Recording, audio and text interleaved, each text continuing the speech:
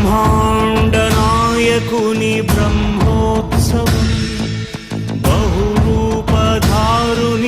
Brahmotsavam, శ్రీభూసతులతో శరణాగతులతో,